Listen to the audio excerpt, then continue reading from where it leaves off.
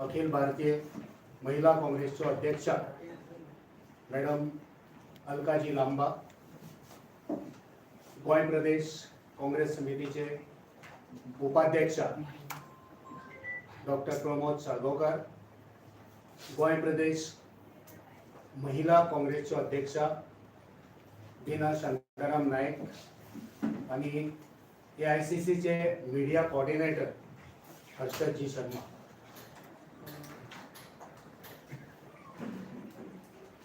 पहिले आम्ही मोदी का परिवार हे फोटो तुमच्या फुडें दाखयतात आणि मागीर अलकाजी लांबा तुमकां संबोधित करते।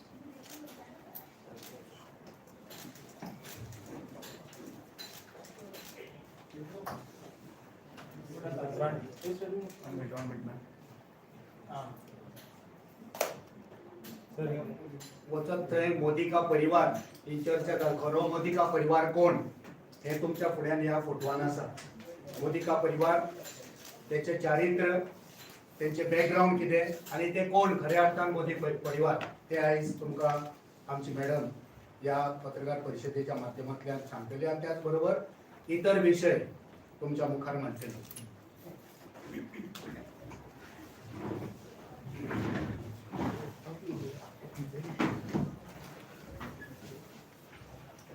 आप सभी पत्रकार साथियों को मेरा नमस्कार। 10 जनवरी को मैंने भारतीय राष्ट्रीय महिला कांग्रेस की नेशनल प्रेसिडेंट के तौर पर जिम्मेदारी संभाली। आज 110 दिन में मैंने 25 राज्यों के दौरे किए। 110 दिन में 25 राज्यों से होकर मैं अगर कहेंगे तो जम्मू कश्मीर से केरला तक, मणिपुर से लेकर पूरा आपका छत्तीसगढ़ और ये इलाकों होकर आए। इन 25 राज्यों में 50 से अधिक महिला नारी न्याय सम्मेलन किए। हजारों बहनों से मैं मिली हूं। देश में महिलाओं के प्रति अपराध में बढ़ोतरी हुई है। खासतौर से डबल इंजन की भाजपा की सरकारों में महिलाओं के खिलाफ अपराध में और भी बढ़ोतरी हुई है। अपराधियों की हिम्मत बढ़ी हुई है। क्यों? क्योंकि सरकार बेटियों के साथ नहीं, विक्टिम के साथ नहीं, अपराधियों के साथ खड़ी है। आपके सामने उसका सबसे बड़ा उदाहरण ये पेश रखा है। मोदी का परिवार। ब्रजभूषण शरण भाजपा के सांसद हैं। साक्षी मलिक ओलंपिक में पदक जीतने वाली बेटी के यौन सेक्सुअल हैरासमेंट का मामला है। FIR नहीं होती। अमित शाह जी, दिल्ली की पुलिस FIR नहीं होने देती। सुप्रीम कोर्ट के आदेश से ब्रजभूषण शरण के खिलाफ FIR होती है, गिरफ्तारी नहीं है, चुनाव लड़ रहे हैं। संदीप सिंह हरियाणा में बीजेपी के मिनिस्टर हैं। हरियाणा पुलिस FIR नहीं कर रही। सरकार है, मिनिस्टर है, लेकिन कोर्ट के आदेश के बाद संदीप सिंह हरियाणा में मिनिस्टर के खिलाफ FIR होती है। कुलदीप सिंह सेंगर भाजपा के विधायक नाबालिग बेटी के बलात्कार के दोषी करार दिए गए, उम्र कैद की सजा हुई है। राम दुलारे भाजपा के उत्तर प्रदेश से MLA हैं। अगेन नाबालिग बेटी के बलात्कार के दोषी और उम्र कैद की सजा।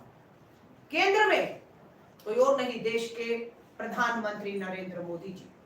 जिस शख्स के साथ दिख रहे हैं वो और कोई नहीं, BHU में, वाराणसी, जहां से प्रधानमंत्री जी आते हैं चुनकर, उस वाराणसी के BHU में पढ़ने वाली IIT की छात्रा के साथ गैंग रेप होता है और ये उनमें से एक है। इसका अरेस्ट नहीं हुआ। ये मध्य प्रदेश में लाडली बहना योजना का प्रचार कर रहे थे। आंदोलन हुआ BHU में, तब ये गिरफ्तार होते हैं। इनकी पहुंच देखिए कहां तक है इन सबकी। यही नहीं, एक और मामला। कल मैं कर्नाटका बेंगलोर में थी। कर्नाटका बेंगलोर के में कर्नाटका में हासन लोकसभा सीट से सांसद हैं प्रज्वल रेवन्ना। सांसद है, भाजपा के JDS के ज्वाइंट कैंडिडेट है। एक दो नहीं, 1000 महिलाओं के साथ यौन उत्पीड़न, सेक्सुअल हरासमेंट, रेप के वीडियो, 3000 वीडियो पब्लिक में है। 3000 videos, 1000 more than women. Modi का परिवार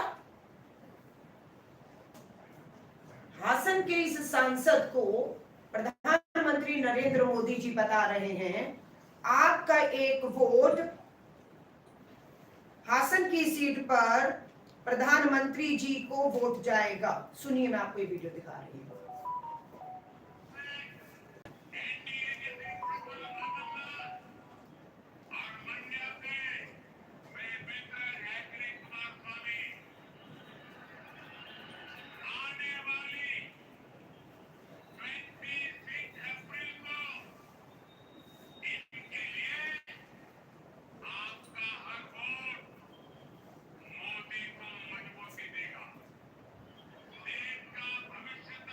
देश का भविष्य तय करेगा।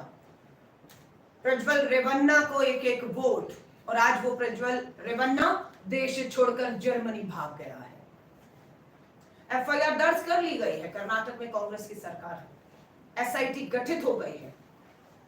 हमने कल वहां पर, बेंगलोर में थी, महिला कांग्रेस सड़कों पर उतरी, प्रेस वार्ता की, मैंने आंदोलन किया, और उसका नतीजा ये हुआ कि भारी दबाव के कारण जेडीएस को आज इन्हें पार्टी से निकालना पड़ा। पर देश के प्रधानमंत्री नरेंद्र मोदी जी, अमित शाह जी, नड्डा जी, क्या मजबूरी है, क्लीन चिट दे रहे हैं। एसआईटी की जांच के बिना बता रहे हैं वीडियो फेक है।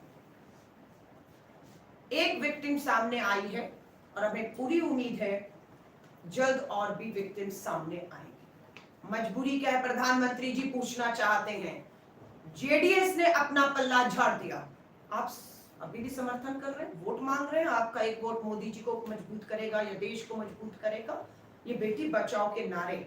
यहां पर भी सिद्धि नायक शव मिलता है, पोस्टमार्टम हुआ होगा ना, क्या हुआ उस बेटी के साथ, सिद्धि नायक गोवा की बेटी के साथ? 1-2 साल नहीं, कितने साल हो गए। मुख्यमंत्री प्रमोद सावंत जी, सिद्धि नायक की मौत पर आप चुप क्यों हैं? क्या जांच हुई, कब हुई, क्या हुई, क्या सच्चाई है, वो आप देश जानना चाहता है कि आप क्या है जो छुपाने की कोशिश कर रहे हैं। कहीं आप शामिल तो नहीं है, या आपके लोग तो शामिल नहीं है कि जांच हुई तो आप लोग कहीं के भी नहीं रहेंगे।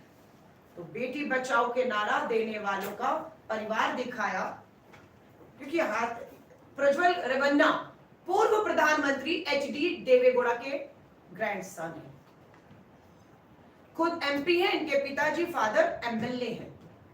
दोनों बाप बेटा सेक्सुअल हरासमेंट में एफआईआर में है कि बाप और बेटा। 5 साल एमएलए था, महिला काम के लिए जाती थी, कोई आधार कार्ड, कोई राशन कार्ड, कोई नौकरी के लिए जो भी आता था उनके साथ वो बलात्कार करता था, वीडियो बनाता था, उन्हें ब्लैकमेल करता था। ये 5 साल तक किया, और जब वीडियो सामने आए, एफआईआर हुई, एसआईटी का गठन हुआ, प्रज्वल रेवन्ना विदेश भाग गया। लेकिन मोदी जी, हम पूछना चाहते हैं कि आप जर्मनी की सरकार से बात करके इसे वापस लाएंगे या अभी तक जो बचा रहे हैं वो बचाते रहेंगे? ये आता है। और महिलाओं के बारे में बात कर रहे हैं, हम लोग वही पूछ रही थी अपनी अध्यक्ष से कि यहाँ कितनी महिला मंत्री हैं, क्योंकि महिलाओं के साथ अगर अपराध बढ़ रहा है तो कोई तो आवाज होगी विधानसभा में बोलने वाली। 3 विधायक बताई गई महिलाएं हैं, लेकिन एक भी महिला मंत्री नहीं है, क्योंकि शायद प्रमोद सावंत जी की सरकार को या मैं मुख्यमंत्री के तौर पर ये महसूस नहीं होता, जरूरी नहीं लगता कि कोई महिला मंत्री हो, ताकि दबाव बनेगा, महिलाओं के मुद्दों पर बात करनी उनको पड़ेगी। परिवारवाद, 3 पीढ़ियां हैं जिनके साथ मोदी जी आपका रिश्ता है कर्नाटक में। एचडी देवेगौड़ा, एचडी कुमारस्वामी, उनका ये 3rd जनरेशन जो देश छोड़कर भाग गया, गंभीर यौन उत्पीड़न बलात्कार के आरोपों में, हजारों एफआईआर वीडियो है। ये इनका परिवारवाद और बेटी बचाओ के नारे को खोखला साबित करता है। मैं भ्रष्टाचार के मामले पर आ रही हूँ, क्योंकि प्रधानमंत्री जी परिवारवाद, बेटी बचाओ, भ्रष्टाचार के मामले में, भ्रष्टाचार के मामले में ये सच्चाई है। गोवा के मुख्यमंत्री देश के सबसे भ्रष्ट मुख्यमंत्रियों में आज आपकी गिनती हो रही है। हम जानना चाहते हैं कि क्या मजबूरी है गोवा के लोगों के लिए बना हुआ मास्टर प्लान का ड्राफ्ट पब्लिक नहीं किया गया है। गोवा के लोगों को जानने का हक है ना कि वो गोवा का मास्टर प्लान का ड्राफ्ट क्या है, क्यों पब्लिक नहीं किया गया, पूछना चाहते हैं। क्यों सिर्फ ये ड्राफ्ट आपके मित्रों को जो चंदे से धंधा, धंधे से चंदा, इलेक्टोरल बॉन्ड में दे रहे हैं, सिर्फ ये ड्राफ्ट की जानकारी उन्हें ही है। कहां क्या प्रोजेक्ट आ रहा है, ये सिर्फ जानकारी आपके कुछ खास चंद पूंजीपति मित्रों को है। और वो लगातार जमीनें, आरोप लगा रहे हैं हम लोग, करोड़ों की जमीनें कोड़ियों के दाम खरीद रहे हैं और इसका भारी नुकसान गोवा के लोगों को भुगतना पड़ रहा है। आपके यहां पर बिरला ग्रुप अखबारों में पढ़ने पर आया, कारण कुछ भी बताया जाए, जिन उद्योगपतियों ने इन्हें इलेक्टोरल बॉन्ड में चंदा देने से मना किया, क्योंकि चंदे से धंधा, धंधे से चंदा, बिरला ग्रुप धंधा कर रहा था, चंदा नहीं दे रहा होगा।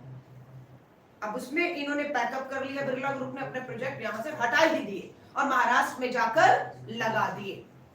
जब एक प्रोजेक्ट आता है तो ये उम्मीद की जाती है रोजगार आएगा, अनएम्प्लॉयमेंट खत्म होगा, और स्वाभाविक है जब कोई बड़ा प्रोजेक्ट चला जाता है तो फिर बेरोजगारी बढ़ती है। आज सच्चाई ये है कि राष्ट्र में जो नेशनल अनएम्प्लॉयमेंट रेट है, गोवा उससे 3 गुना अधिक है। जनवरी में 11.6% बेरोजगारी थी, अप्रैल 2023 में ये 15% हो गई और अब 13.7% नेशनल अनएम्प्लॉयमेंट रेट से 3 गुना अधिक बेरोजगारी है। ये खबर मैंने दिल्ली एयरपोर्ट पे इंडियन एक्सप्रेस में पढ़ी। 2 युवा हैं, उम्र जो है इनकी 29 और 27 साल है, इंजीनियरिंग की पढ़ाई की, पकोड़े नहीं तलना चाहते थे, इंजीनियर थे, नौकरी मांग रहे थे। बेरोजगारी का ये आलम है। इन दोनों भाइयों को नौकरी नहीं मिली, हताश, निराश, फ्रस्ट्रेशन में थे, उससे में घर में अपने आप को बंद कर लिया। खाने के लिए इनके घर में अन्न और दाना नहीं था, और जब इनकी जांच की गई तो पता लगा स्टारवेशन से, भूख से, दोनों युवा जो थे इंजीनियर, उन दोनों की मौत हो जाती है। हालात आप देख रहे हैं कितने गंभीर हो चुके हैं कि इंजीनियर पढ़े लिखे 2 युवा घर में बेरोजगारी की वजह से, स्टारवेशन, भूखमरी की वजह से मौत के मुंह में चले गए। ये सच है, ये झूठ है, ये तो हम हर अखबार की हेडलाइंस है, हर अखबार की, और ये पूरे देश में पढ़ी जा रही है, हर एयरपोर्ट पे अखबार। गोवा को इस तरह की घटना शर्मसार करती है और भाजपा के दावों की पोल खोलते हैं। भाजपा के दावों की हम पोल खोलते हैं। भ्रष्टाचार इतना चरम पर है, हमारे पास कुछ प्रोजेक्ट्स की, किस प्रोजेक्ट पे कितना खर्च होना चाहिए था और कितना हुआ है, उसके कुछ जानकारियां भी आई हैं। पूछना चाहते हैं मुख्यमंत्री, ये सच है या नहीं, मोपा डेवलपमेंट प्रोजेक्ट के तहत या आपके जो दूसरे प्रोजेक्ट के तहत जो सड़क का निर्माण, नेशनल हाईवेज कहें, 11 करोड़ रुपए में अगर देश में 1 किलोमीटर सड़क बन रही है, तो आपके गोवा के अंदर 1 किलोमीटर रोड बनाने का 25 करोड़ रुपया, 1 किलोमीटर रोड का गोवा के अंदर 25 करोड़ रुपया आप दे रहे हैं या नहीं, हम आपसे सवाल कर रहे हैं। मुख्यमंत्री जी जवाब दीजिए, हाँ या ना। आप गोवा का मास्टर प्लान का ड्राफ्ट गुप्त रखते हैं, पब्लिक नहीं करते हैं, प्रोजेक्ट कब किसको दे रहे हैं। आप 1 किलोमीटर रोड का 25 करोड़ रुपया पे कर रहे हैं। आपका स्मार्ट सिटी, मैं पूरे देश में 25 राज्यों में गई हूं, स्मार्ट सिटी ढूंढ रही थी, प्रधानमंत्री जी की 100 स्मार्ट सिटी कहां है, मुझे कहीं कोई स्मार्ट सिटी देखने को नहीं मिली। आज गोवा में आई हूं, पता लगा यहां पर स्मार्ट सिटी के नाम पर निर्माण के ऊपर करोड़ों रुपया मात्र भ्रष्टाचार में गया है मोदी जी आपके इन 10 साल के और यहाँ पर भाजपा की डबल इंजन की सरकार में। आज हम उसका फील्ड विजिट करने जा रहे हैं स्मार्ट सिटी को, कि डबल इंजन की सरकार में एक तो स्मार्ट सिटी, गोवा बहुत छोटा सा राज्य तुलना में दूसरे राज्यों के, तो यहाँ तो बनकर तैयार हो जानी चाहिए थी, ताकि हम भी जाएं, लाइव करेंगे, पूरे देश को दिखाएंगे प्रधानमंत्री जी आपके डबल इंजन की सरकार में आपकी स्मार्ट सिटियों का क्या हाल है। वहां पर भी बताया जा रहा है हालात बदतर है और सारा जो सामान आता है और बिक जाता है भ्रष्टाचार में जा रहा है। बेरोजगारी में इंजीनियर 2 मौत के मुंह में चले गए भुखमरी से, और वहीं पर पता लगता है कि पीडब्ल्यूडी विभाग में इंजीनियर की नौकरी के लिए 30 से 40 लाख रुपया रिश्वत दी जा रही है। मैं दोबारा गोवा के मुख्यमंत्री आपको चुनौती दे रही हूं, चैलेंज कर रही हूं। आप कह रहे हैं अनएम्प्लॉयमेंट नहीं है, आप कह रहे हैं आपने रोजगार दिए, चैलेंज करके जा रहे हैं। बताइए आपने किसको कहां कहां पर कितनी नौकरियां दी, एक जानकारी खुली कर दीजिए कि ये इनके नाम है, ये इनके पते हैं, ये इनके फोन नंबर है, इनको हमने रोजगार दिया। पहली बात, रोजगार गोवा में नहीं मिला, बेरोजगारी है।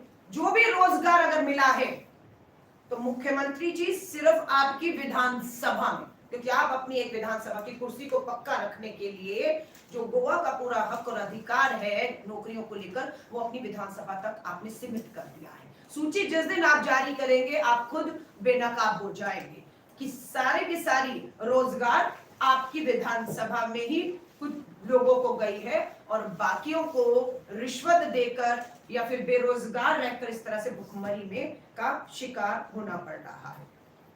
हम मांग करते हैं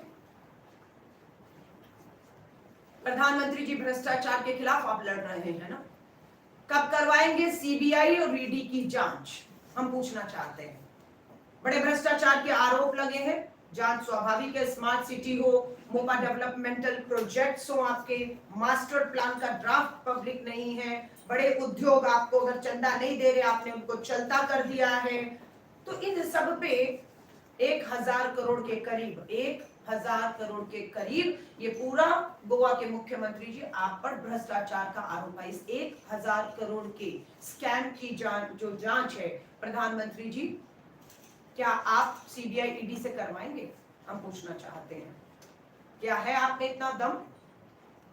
प्रधानमंत्री जी, हमें मालूम है गोवा से आपको खूब चंदा इलेक्टोरल बॉन्ड के माध्यम से कहें और या वैसे भी मिल रहा है, इसीलिए हमें उम्मीद नहीं लगती कि आप अपने ही मुख्यमंत्री गोवा के ऊपर किसी भी तरह की कोई कार्रवाई करेंगे या आवाज उठाएंगे। महंगाई हो, भ्रष्टाचार हो, बेरोजगारी हो, सब मोर्चों पर भाजपा की या महिला सुरक्षा की मैंने उदाहरण दिए हैं, पूरी तरह से भाजपा सरकार यहां फेल साबित हो रही है। दूसरी ओर हमारा 5 न्याय 25 गारंटी लेकर हम देश में, एक तरफ राहुल गांधी जी की 10,000 किलोमीटर की भारत जोड़ो यात्रा और भारत जोड़ो न्याय यात्रा है, 10,000 किलोमीटर की। इस 10,000 किलोमीटर की यात्रा में राहुल गांधी जी को देश का बेरोजगार युवा मिला, महंगाई की मार झेल रही महिलाएं मिली, किसान मिला, श्रमिक मजदूर मिला, सेना का जवान मिला, सब मिला, और तब हमारा न्याय पत्र 10,000 किलोमीटर की यात्रा में न्याय पत्र बनता है। और भाजपा का जुमला पत्र बीच चुनाव में राजनाथ सिंह जी चेयरमैन 10 दिन के अंदर बंद कमरे में जुमला पत्र दिया। अपने जुमला पत्र का पता नहीं, हमारे न्याय पत्र पर प्रधानमंत्री जी आप आक्रमण करते हैं, झूठ बोलते हैं कि मुस्लिम लीग की बात है, हिंदू मुस्लिम की बात है, बहनों को मंगल सूत्र को बड़ी बड़ी जनसभाओं में 10 साल से आप प्रधानमंत्री हैं, पूर्ण बहुमत की सरकार, डबल इंजन की सरकार है, और आप बेरोजगारी, महंगाई, किसान पर ना कुछ बोलकर नाम लेकर कहते हैं, अल्पसंख्यक मुस्लिम समुदाय का नाम लेकर प्रधानमंत्री जी आप क्या हासिल कर लेंगे कि ये मुसलमान है और देश का मुसलमान उनके लिए घुसपैठिया है और हमारी हिंदू बहनों के मंगलसूत्र को खतरा बता रहे हैं। अभी इससे पहले हमने एक बहुत बड़ा नारी न्याय सम्मेलन किया, कम से कम नहीं तो 500 बहनें वहां पर थी, हिंदू भी थी, मुस्लिम भी थी। आप मेरा वीडियो देखिएगा, जिस बहन के गले में मंगलसूत्र था उसे भी खड़ा किया, जो मुस्लिम बहन थी उसे भी खड़ा किया। कोई किसी में आपस का इस तरह से भेदभाव नहीं है, डर नहीं है, लेकिन प्रधानमंत्री जी आप डर पैदा कर रहे हैं, माहौल आप खराब कर रहे हैं, धर्म के नाम पर वोट मांगकर। हम आपसे हाथ जोड़कर अपील करते हैं, आप सत्ता और कुर्सी तो बचा लेंगे, लेकिन इस देश का क्या होगा? ये भाईचारे को, ये एकता को अगर आप खंडित करेंगे तो ये देश दंगों की आग में जलता आया है। जब सांप्रदायिकता हिंसे हुए हैं, मणिपुर को हम जलते हुए अभी भी 8-9 महीने से अधिक समय हो गया प्रधानमंत्री जी, मणिपुर डबल इंजन भाजपा सरकार है, चर्च जलाई जा रही है वहां पर, लेकिन आप पूरे देश में भ्रमण कर रहे हैं लेकिन मणिपुर नहीं जाते, चर्चें जलाई जा रही हैं। अल्पसंख्यक मुसलमानों को नाम लेकर घुसपैठिया बताकर उनका डर बताते, हमारे घोषणा पत्र में झूठी बात कर रहे हैं। हमारे राष्ट्रीय अध्यक्ष मल्लिकार्जुन खड़गे साहब ने प्रधानमंत्री जी को पत्र लिखा है, समय दीजिए, हम अपने 48 पेजेस का न्याय पत्र, जिसमें 1548 वर्ड्स हैं, हम आपके बीच में आकर उसे पढ़ना चाहते हैं मीडिया और पब्लिक में, ताकि आप बता पाए वहां कहां मुस्लिम लीग की बात है, कहां ये बात है कि हम सारी संपत्तियां देश की बेचकर सारा हिंदुओं का, बहनों का मंगलसूत्र तक हम मुसलमानों को देते हैं। ये प्रधानमंत्री जी आपको शोभा नहीं देता है, लेकिन दुर्भाग्य है कि चुनाव आयोग भी आंख बंद कर बैठा हुआ है और इस तरह के सांप्रदायिक धार्मिक भाषण दे रहे हैं जो प्रधानमंत्री जी के 400 सीटों के दावे को खोखला बताते हैं। मैं देश के 25 राज्यों से बताया वो कराई, कहीं कोई लहर नहीं है भाजपा की, कहीं कोई 400 सीटें नहीं आ रही है। मुद्दा बेरोजगारी, महंगाई, किसान, जवान, सरहद में, लद्दाख में आंदोलन हो रहा है, मणिपुर जल रहा है, अरुणाचल तक में चीन घुस कर बैठ गया, सैटेलाइट तस्वीरें आ रही हैं, प्रधानमंत्री जी कहते कुछ घुसा नहीं।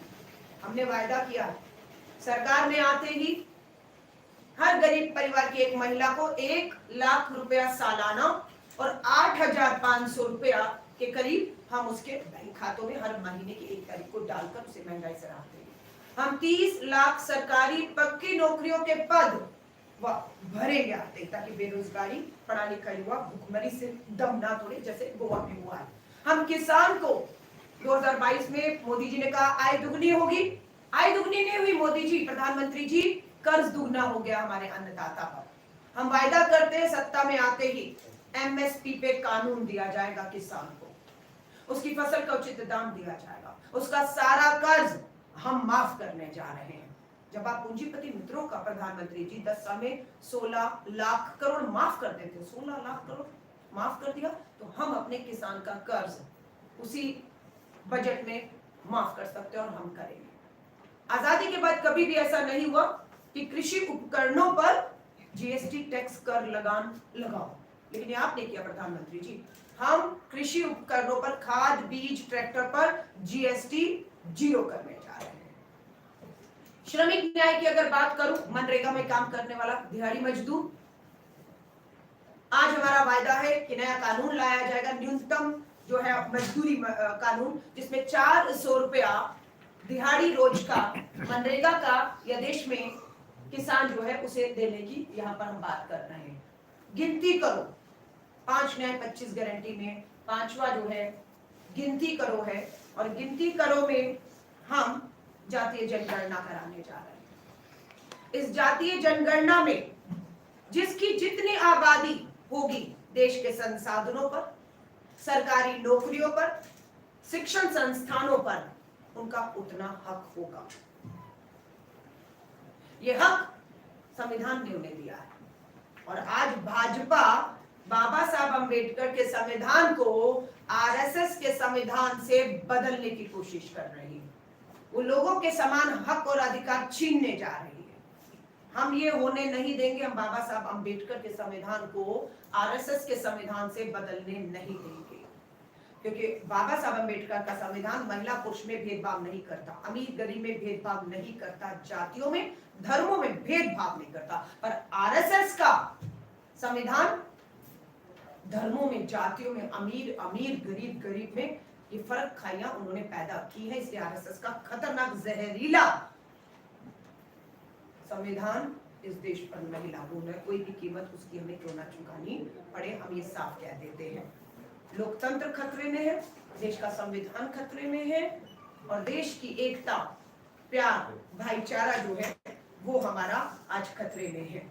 मैं अंतिम गिनती कराओ के साथ साथ, जिसकी जितनी आबादी उतने हक के साथ, एक और मुद्दा है, बहुत महत्वपूर्ण मुद्दा है, अग्निपथ भर्ती योजना।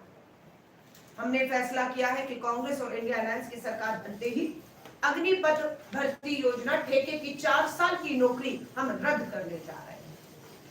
सरकार कांग्रेस की आते ही सेना की पक्की भर्ती की बहाली करेगी।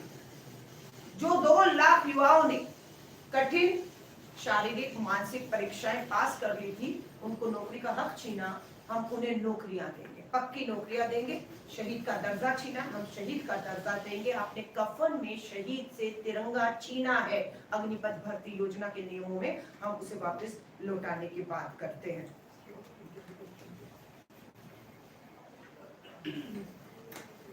इसी के साथ साथ मैं फिर कह रही हूँ 5 न्याय 25 गारंटी और हमारा 48 पेजेस का न्याय पत्र, और ये सच है आज देश में। मैं यहाँ पर बैठकर बात नहीं कर रही, यहाँ से सीधा असम गुवाहाटी के लिए तीसरे चरण के चुनाव के लिए जा रही हूँ।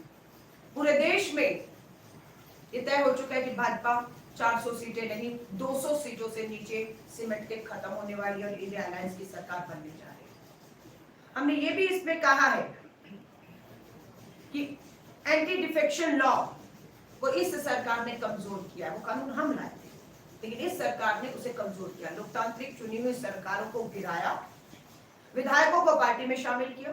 एंटी डिफेक्शन लॉ कहता था सदस्यता रद्द होनी चाहिए, दोबारा चुनाव होने चाहिए। पर गोवा सबसे बड़ा उदाहरण है। कानून की, संविधान की धज्जियां, लोकतंत्र की धज्जियां उड़ाई जा रही है। यहाँ पर विधायक एक चुनाव चिन्ह पर जीता, सरकार दूसरे के बैठा है। एंटी डिफेक्शन लॉ कमजोर कर दिया गया है। जनता के बीच में दोबारा जाना चाहिए था, धोखा जनता के साथ किया, उसके एक वोट से किया। हम आते ही एंटी डिफेक्शन लॉ को और मजबूत बनाने जा रहे हैं कि जैसे ही किसी सदस्य ने पार्टी छोड़ी, उसी समय उसकी सदस्यता रद्द मानी जाएगी। प्रधानमंत्री नरेंद्र मोदी जी, आप इसके खिलाफ क्यों हैं? हम पूछना चाहते हैं, आप क्यों इसके खिलाफ हैं? इसका समर्थन तो आपको करना चाहिए। हाँ, एंटी डिफेक्शन लॉ मजबूत होना चाहिए, लेकिन दुख की बात यह है कि इसे कमजोर बनाने की, लोकतंत्र, संविधान, कानूनों को कमजोर बनाने की जो कोशिश है वो किसी और से नहीं, सर्वोच्च पद पर बैठे देश के प्रधानमंत्री द्वारा ही खुद की जा रही है। मैं आप सब पत्रकार साथियों का धन्यवाद करती हूँ, आप आए और आपके कोई भी सवाल हो मैं उनका स्वागत करती हूँ। लेकिन ये फिर कह के जा रही हूँ, गोवा के मुख्यमंत्री आप सबसे भ्रष्ट मुख्यमंत्रियों में से एक हैं। हम भ्रष्टाचार के खिलाफ गोवा के लोगों के हक अधिकार की लड़ाई छोड़ेंगे नहीं। हम आंदोलन करते आए हैं, आंदोलन करते आएंगे। हम फिर मांग करते हैं सीबीआई ईडी की जांच प्रधानमंत्री जी करवाइए, वरना 24 में सत्ता आ रही है हमारे हाथ में। देश हमें बहुमत देगा और इसकी जांच हम कराकर आपके एक भ्रष्ट मंत्री को जेल की सलाखों के पीछे भेजेंगे, ये हम बताकर जा रहे हैं। एक तरफ आप बीजेपी के ऊपर भ्रष्टाचार का आरोप कर रहे हैं, दूसरी तरफ पीएम जो है वो इलेक्ट्रल बॉन्ड को समर्थन दे रहे हैं। यही हम पूछना चाहते हैं कि प्रधानमंत्री जी, इलेक्टोरल बॉन्ड को आप लेकर आए, हमने विरोध किया, विरोध को सुना नहीं गया। क्यों? क्योंकि आपके पास संख्या बहुमत था, तानाशाह हो गया पास। अब उसके बाद आपने इसको सीक्रेट रखा, गुप्त रखा। जानने का हक है, आरटीआई सूचना का अधिकार, जानने का हक था जनता को कि राजनीतिक दलों को कौन पैसा चंदा दे रहा है, किस लिए दे रहा है, कितना दे रहा है, बदले में उसको फायदा क्या हो रहा है। आपने उसे गुप्त रखा। सुप्रीम कोर्ट में लोकतंत्र की इस लड़ाई को हम सब association for democratic rights ADR लड़ा और हम लोग उस लड़ाई को जीतने में कामयाब हुए। और इलेक्टोरल बॉन्ड जिसको एसबीआई जानकारी देने के लिए 30 जून का समय मांग रहा था, क्योंकि चुनाव खत्म हो जाते, क्योंकि एसबीआई सरकार के अधीन है। सरकार ने कहा नहीं खुलासा होगा, एसबीआई ने कोर्ट को लिख कर दिया, कोर्ट ने माना नहीं और बोला नहीं अभी बताओ। और देश के सामने पोल खुल गई कि कैसे कैसे उन्होंने बीफ कंपनियों, गाय के नाम पर वोट मांगते हैं प्रधानमंत्री जी, आप भाजपा आरएसएस, गाय के नाम पर, गाय को माता कहते हैं। और पता लगता है इलेक्टोरल बॉन्ड में 200 करोड़ 200 करोड़ से अधिक आपने, जहां पर गाय काटी जाती है उनसे लिया है पैसा। आपने को कोरोना काल में जो हमारी दवाइयां बनाने वाली, जिनसे लोगों की मौत हुई, जो दवाइयां सही नहीं थी, उन दवाइयों कंपनियों से आपने चंदे लिए हैं। तो भाजपा पूरी तरह से इलेक्टोरल बॉन्ड में कि चंदे से धंधा, धंधे से चंदा, अगर आप नहीं देंगे तो ईडी सीबीआई भेज के, छोटे छोटे उद्योगपतियों के यहाँ ईडी सीबीआई भेजी, सबसे चंदा लिया और सबके केस खत्म कर दिए गए। आज 2 इलेक्टेड मुख्यमंत्री आपके दिल्ली के और झारखंड के बीच चुनाव में चुनी हुई सरकारों के चुने हुए मुख्यमंत्री इस समय जेल में भी हैं, प्रचार में नहीं है। ये तानाशाही नहीं तो क्या है? कांग्रेस के खातों को इनकम टैक्स के रेड में या उसमें इनकम टैक्स के उसमें जो है वो सीज कर दिया गया, करोड़ों रुपया फाइन के नाम से निकाल लिया गया। राहुल गांधी जी के एसपीजी सुरक्षा छीनी, सरकारी आवाज छीना, सांसद सदस्यता उनकी छीनी, उन्हें जेल भेजने की तैयारी थी कि लोकतंत्र के बाद। और पहली बार हुआ कि देश में 150 सांसदों को पार्लियामेंट से सस्पेंड कर दिया गया हो और कानून पास कर दिए गए हो। तो ये देश लोकतंत्र बचाने की लड़ाई, संविधान बचाने की लड़ाई लड़ रहा है। और मैं आप मीडिया साथियों के माध्यम से गोवा के लोगों से हाथ जोड़कर अपील करूंगी, 7 मई को गोवा की दोनों सीटों पर चुनाव होने जा रहा है। 7 मई को आपका वोट गोवा के साथ साथ देश के भविष्य के लिए होगा। आपका वोट देश के लोकतंत्र को बचाने के लिए होगा। आपका वोट देश के संविधान कॉन्स्टिट्यूशन को बचाने के लिए होगा। आपका वोट इस देश की जो धार्मिक, हमारी जो आपस में प्यार, भाईचारा, एकता है, उसे बनाए रखने के लिए होगा।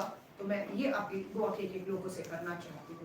अभी और एक अभी बोला कि लास्ट में बोला कि एंटी डिफेक्शन जो लॉ है, ज्यादा नुकसान कांग्रेस को ही हुआ है, क्योंकि ज्यादातर इससे पहले वो आप स्ट्रॉन्ग करना चाहिए था। देखिए, हम जब सरकार में आए तो हम लेकर आए एंटी डिफेक्शन लॉ। हमें नहीं मालूम था भाजपा और आरएसएस को इतना बहुमत के बाद वो तानाशाह हो जाएंगे। हमें लगा था बहुमत मिला, विश्वास मिला लोगों का, तो ज्यादा डेमोक्रेटिक हो गए, पर वो डिक्टेटरशिप की भूमिका में आ गए। अब हमें महसूस हुआ है नुकसान हमें नहीं हुआ। नुकसान अगर कर्नाटका की सरकार गिराई गई, महाराष्ट्र की सरकार गिराई गई, मध्य प्रदेश की सरकार गिराई गई, हिमाचल की सरकार अभी गिराने की कोशिश है, झारखंड की, अगर सरकारें गिरती है तो कांग्रेस का नुकसान नहीं है। ये लोकतंत्र, डेमोक्रेसी में लोगों की चुनी हुई सरकारों को कमजोर करके देश को कमजोर करने का सवाल है। इसलिए हम इस एंटी डिफेक्शन लॉ को और मजबूत बनाने की जो है यहाँ पर बात कर रहे हैं। मैडम, एंटी डिफेक्शन लॉ जो मजबूत बनाने की आप बात कर रहे हैं, अगर 2/3 मेजोरिटी से गया तो क्या, कैसे आप उसको करें? देखिए, आप भविष्य की बात कर रहे हैं, ऐसा होगा क्या? अभी हम लोग चुनाव में 3rd फेज का वोट होगा, उसके बाद 7th फेज तक हमें जाना है। हमारा इंडिया अलायंस का हमें मालूम है सरकार बनेगा, हम लोग मिलकर बैठेंगे। अभी हमारा एक न्याय पत्र है, हमारे दूसरे एलाइज अपना कुछ उनका गारंटी है। फिर जब हम लोग एक मंच पर आएंगे, बैठेंगे, बात करेंगे, और आप जो बात कर रहे हैं स्वाभाविक ऐसे बहुत से सवाल है जिसके जवाब चुनाव के बाद जो चुनकर आई पार्टियां और सदस्य होंगे वो स्वाभाविक है, उसके ऊपर जरूर सोचेंगे और बात करेंगे। आपने एक और एक गंभीर आरोप, कांग्रेस की गवर्नमेंट है, वहाँ पे नेहा हिरेमठ की मर्डर हुई है, क्या कहना चाहते हो इसके ऊपर? देखिए, नेहा के साथ जो कुछ भी हुआ, कौन गया उनके घर में? जेपी नड्डा जी, भाजपा के राष्ट्रीय अध्यक्ष, देश के प्रधानमंत्री ने चुनावी जनसभा में नेहा का नाम लिया, और नेहा को न्याय मिलेगा क्योंकि हमारी सरकार है, हमारी सरकार है, न्याय मिलेगा। राजनीतिकरण करने के लिए जेपी नड्डा जी नेहा के घर पहुंचे, पर प्रज्वल रेवन्ना के ऊपर 1000 बेटियों के घर, जेपी नड्डा जी कब जाएंगे पूछिए? 1000 बेटियों को भी न्याय मिले नेहा की तरह। उनकी आवाज जेपी नड्डा जी, प्रधानमंत्री जी कौन से मंच से उठाएंगे? आप एक की बात कर रहे हैं न्याय देने की, हम उस एक के साथ साथ 1000 की बात कर रहे हैं। आपने महिला सुरक्षा की बात की है, और आपने अभी बोला कि गोवा में महिलाओं का आवाज बढ़ाने के लिए विधेयक जो है उनको मंत्री पद नहीं बनाया। अभी इलेक्शन में चांस था, अभी साउथ में बीजेपी ने महिला कैंडिडेट दी है, कांग्रेस में महिला इंटरेस्टेड थी, लेकिन कांग्रेस से क्यों नहीं? देखिए, बिल्कुल आपने कहा महिला इंटरेस्टेड थी, लेकिन सीटें मात्र 2 हैं, और उसके बाद जो फैसला लिया गया है, आप सिर्फ ये विधानसभा का चुनाव होता, असेंबली विद इन गोवा, तो मैं आपसे सहमत होती, लेकिन कि इतनी 40 विधानसभा की सीटें महिलाएं नहीं दी। ये देश का चुनाव है, तो आपको एक बड़ी तस्वीर देखनी होगी कि किस पार्टी ने 543 में कितनी महिलाओं को टिकट दिया। और मैं आपको फिर कह रही हूँ, अगर महिला आरक्षण पास हो गया होता, जो हो गया, लागू होता, तो ये सच था या नहीं कि इस चुनाव में 2024 में 180 हमारी 180 बहनें चुनाव लड़ती, जीतती और इसी 24 में 180 बहनें संसद पहुंचती। किसने उनको संसद में जाने से रोका? प्रधानमंत्री जी। असेंबली में भी विक्टोरिया फर्नांडिस एक ही आपकी सांसद थी, पर आई मीन एमएलए थी, पर उनकी मांग थी कि उनको मंत्री पद दिया जाए, पर उन्होंने कांग्रेस ने नहीं दिया। उसके बारे में आप क्या कहेंगे? मैं आपसे फिर कह रही हूँ, आपका ये कहना है कि हमने नहीं दिया, मान लीजिए हमारा तो पास हो गया, आप प्रेजेंट में ये कह रहे हैं कि भाजपा ने अगर नहीं दे रही है तो ठीक है, हमें आवाज नहीं उठानी चाहिए, है ना? अब जो पास था वो पास था, पास में बहुत चीजें अच्छी हुई, बहुत चीजें करनी थी, नहीं हुई, आई एग्री, महिला मंत्री होनी चाहिए थी, लेकिन आज जिसकी सरकार है उसको बचाने के लिए आप प्रधानमंत्री वही तो कर रहे हैं। सवाल जवाब हिसाब किसको देना है? 10 साल जो प्रधानमंत्री है उसे या कांग्रेस को देना है? तो मैं आज की बात कर रही हूँ, आप कल की बात। मादई का इशू आप कैसे करेंगे? मादई का इशू आप कैसे सॉल्व करेंगे?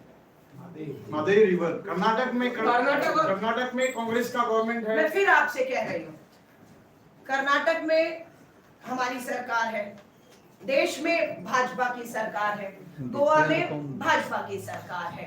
पहल करे केंद्र सरकार, लाए भाजपा को गोवा को मंच पर, 2:1 है ना। लेकिन पहले क्या था? केंद्र में भाजपा, कर्नाटका में भाजपा, गोवा में भाजपा। तब उनकी नियत थी और उनकी नियत नहीं थी तब भी, अब भी भाजपा की नियत नहीं है। जब तीनों जगह वो थे, मामले को सुलझा सकते थे, सॉल्यूशन निकाल सकते थे, तब उन्होंने नहीं किया। आप समझ रहे हैं? अब भी वही नहीं चाहते। मैम ये पास हो गया, ये पास हो गया। धन्यवाद। अभी आपका मैम ये पास हो गया। फ्यूचर में कांग्रेस मादई के लिए स्टेप उठाएगी क्या कर्नाटक के साथ? मैं देखिए, आप एक्साइटेड मत होइए ना, फिर कोई खत्म करेंगे यही पीसी को। उन्होंने सवाल किया, मैंने उसका जवाब दे दिया। अब आप फिर एक सेकंड वही बीच में काट रहे हैं, सवाल दे दिया ना, जवाब ले लीजिए। नहीं, इसको पता है क्या, बहुत लोकली चला जाएगा। हम राष्ट्र का चुनाव लड़ रहे हैं, मुद्दे का जवाब मैं दे चुकी हूँ। प्रधानमंत्री जी पहल कर दीजिए। मैम जब प्रज्वल रेवन्ना की बात कर रहे हैं, तो प्रज्वल रेवन्ना इसके पहले जो कांग्रेस की अलायंस के साथ थे, अलायंस पार्टनर, जो 2019 के इलेक्शन में साथ में खड़े थे, कांग्रेस ने उसको सपोर्ट दिया था।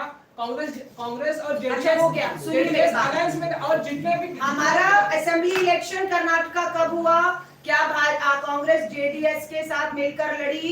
नहीं लड़ी। ताजा बात यह है कि हमने कर्नाटक में जेडीएस के साथ गठबंधन नहीं किया, हम अकेले अपने दम पर लड़े, भाजपा की डबल इंजन की सरकार को कर्नाटका में हराया और अपनी सरकार हमने बना ली है। जेडीएस के साथ किसी का अलायंस हुआ है तो वो भाजपा का हुआ है, क्योंकि मैं पहले ही पता था तेलंगाना में बीआरएस, कर्नाटका में आपका जो है जेडीएस, ये भाजपा की बी टीम में है। हम अपने दम पर दोनों राज्यों में लड़े और हम दोनों राज्यों में सरकार जेडीएस की बात कर रहे हैं, रेवन्ना की बात कर रहे हैं। सारे सवाल करेंगे, आपके सारे सवाल नहीं, अभी गलत तरीका कांग्रेस का भी मत, अनुशासन बनाकर रखिए। और भी पत्रकार साथी एक सवाल नहीं किया इन्होंने। डिक्टेटरशिप बद्दल बोलले तर डिक्टेटरशिप बद्दल एक प्रश्न असा की इंदिरा गांधी 75 आंसर वो सर 100 साल 125 साल पे बात जाएंगे। आज आप डिक्टेटरशिप के बारे में बोल रहे हैं, तो इंदिरा गांधी ने भाजपा की बात 50 साल 70 साल 80 साल, आज की बात क्यों नहीं? भाजपा को बचकर निकलने नहीं देंगे। डिक्टेटरशिप लागू की है ना। जात पात के राजकारण रखिए, मुझे कैसा आप बोल रहे हैं? आपने मैनिफेस्टो में बोला है कि गिनती करो, जो बिल्कुल जातीय जनगणना। हाँ, जातीय जनगणना, ये जातीय पॉलिटिक्स नहीं होगी।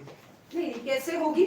ये आबादी किसकी है इस देश में? भाजपा कहती है हिंदू राष्ट्र, स्वाभाविक है, मैं हिंदू, मेरी आबादी ज्यादा है, हिंदू राष्ट्र है। जातीय जनगणना जब होगी तो किसकी आबादी ज्यादा होगी? हिंदुओं की भी होगी। और हम भी तो यही कह रहे हैं, जातीय जनगणना कराइए, जिसकी जितनी आबादी होगी, देश के संसाधनों पर, सरकारी नौकरियों पर, संपत्तियों पर उसका उतना हक होगा। इसमें डरने की क्या बात है? प्रधानमंत्री जी तानाशाह कहता है कि अपने घोषणा पत्र में 1 नेशन 1 इलेक्शन, ये तानाशाही है।